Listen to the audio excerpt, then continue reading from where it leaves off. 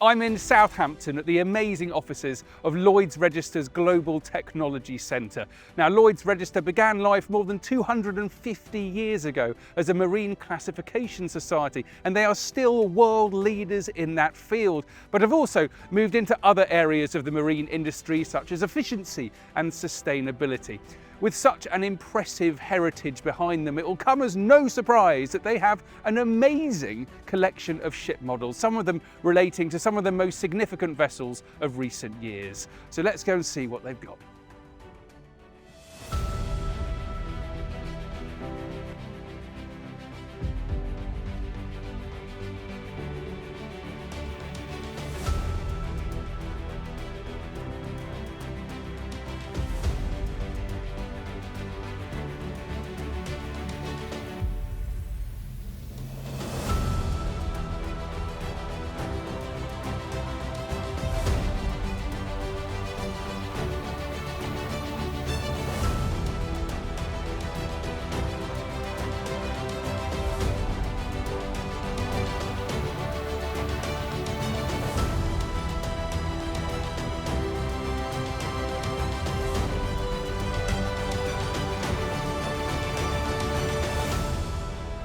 Stage one is complete. We've managed to unpack the van, get all the stuff here, the models good and ready to go.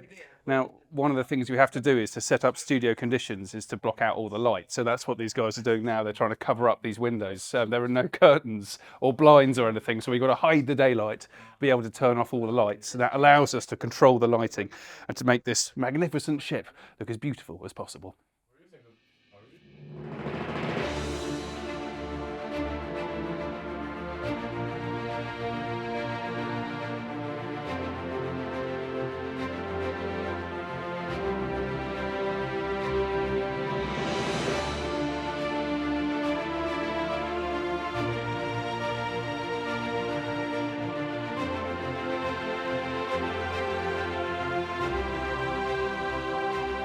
This is the Mozart. It's an amazing ship. It's one of the most important ships that's ever been built in the history of fuel transportation by sea. It's an LNG carrier. It means it carries liquefied natural gas, and you can see inside here the makeup of the tanks.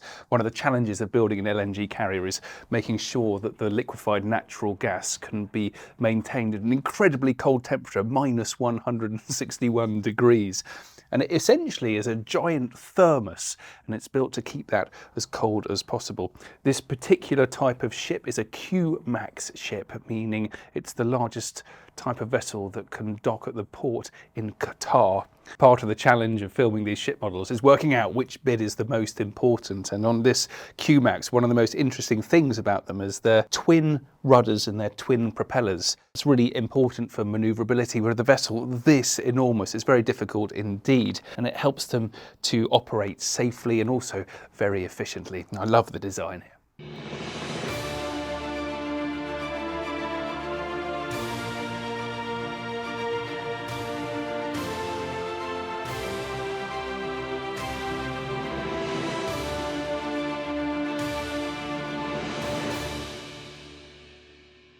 Liquefied natural gas is important as a fuel because it's clean, it's odourless, it's clear, it's colourless, so it's safer to transport. It also produces 40% less carbon dioxide than coal and 30% less than oil.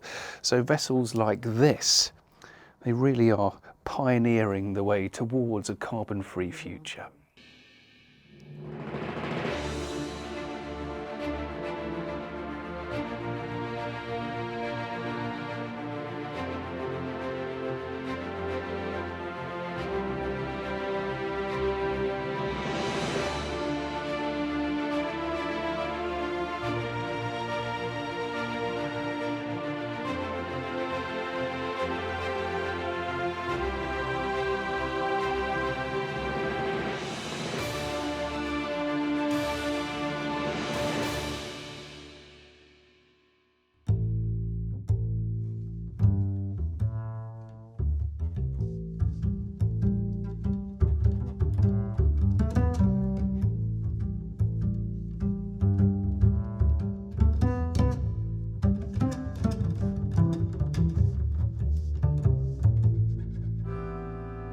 Lloyd's Register began its life by listing vessels over a certain size, surveying them and then classifying them, giving them A1 status if they were the very best. This was all crucial information for the maritime industry. It mattered if you were an insurer because you wanted to know the quality of the ship that you were going to insure. It mattered if you were a merchant because you wanted to know the quality of the ship that you were going to entrust with your goods, with your cargo. And of course it mattered if you were a passenger. You wanted to know that you had a chance of surviving if you went onto one of these vessels. Now, the Global Technology Centre here is at the cutting edge of that industry today, and it's been designed in a brilliant way as a nod to the maritime industry and a nod to maritime heritage. There are ship models everywhere, and there are even 2 shipping containers in the middle of the office, which I absolutely love.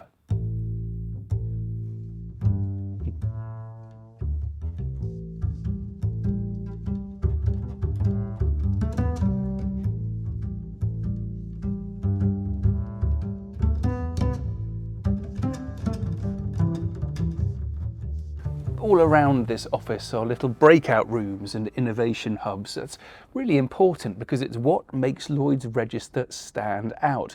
Their history is one of constant evolution to meet changing technological demands.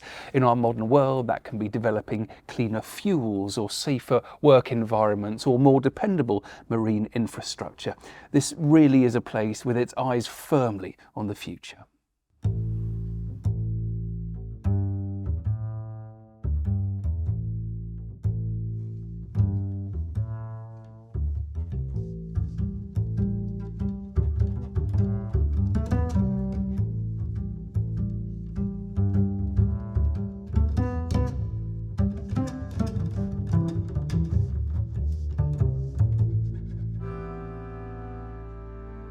We finished with the first model and we're now onto the second one. This one is just magnificent. It's the Hua San, and she is a VLCC, which stands for a very large crude carrier, and vessels like this are so important in safely transporting crude oil around the world. And she in particular represents a landmark in the history of maritime safety because she was the first VLCC tanker that was built according to something called CSR, which is Common Safety Rules. Now, these were adopted by the International Association of Classification Societies in 2006, and it was intended that they guaranteed the safety and the security of vessels like this.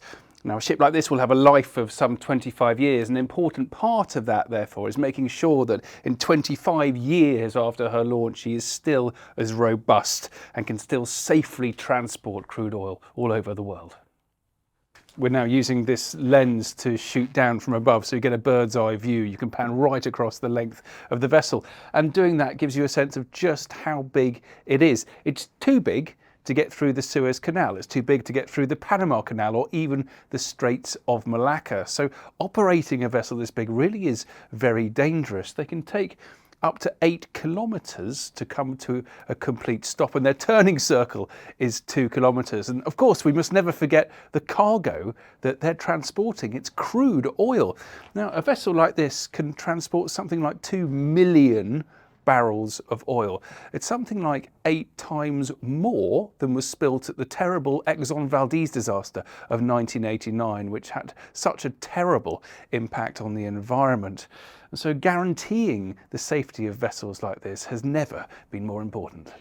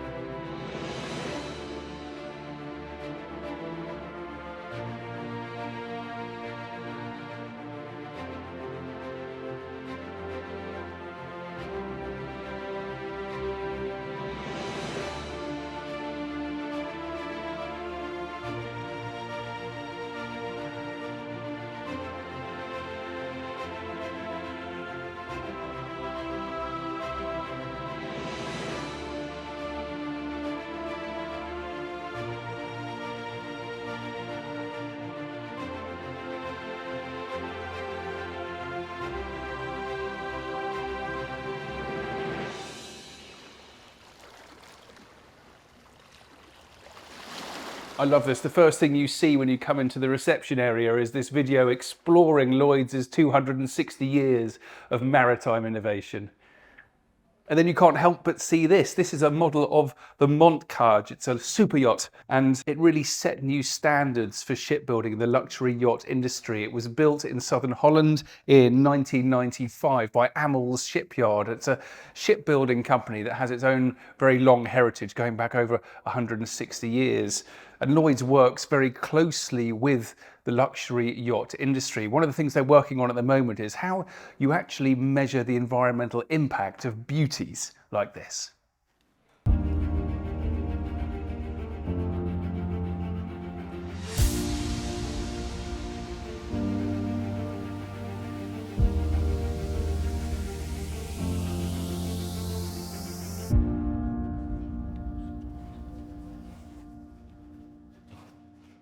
Here's another one. The Mineral Dalian, built in China in 2009, some 295 meters long, so a very significant vessel.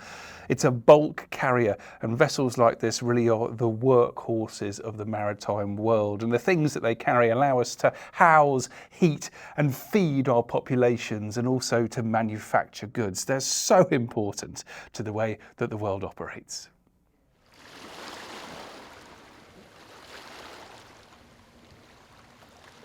There are ship models everywhere you look here. This is at one end of the room where we're filming the main model over there. Here we have the Viking Star from 2015, a modern cruise ship.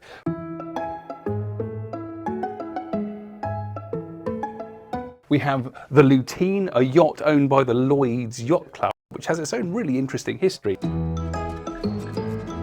And my favourite at the end, this is the Cunard liner Queen Mary 2. When this was first conceived, the CEO of Cunard said that their goal was nothing less than to create a new golden age of sea travel for those who missed the first one. There's another really interesting one just around here. Come and have a look. Here is the Seaspan Oceania.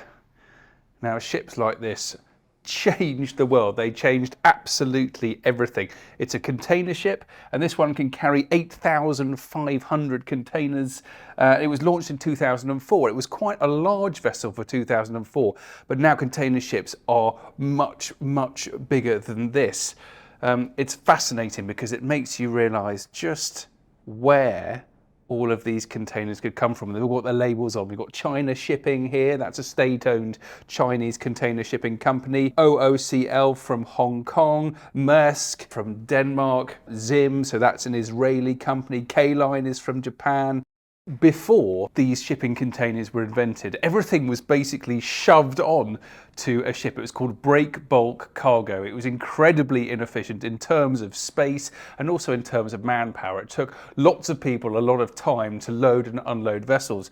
Once shipping containers were invented in the 1950s, it all became incredibly efficient and incredibly simple.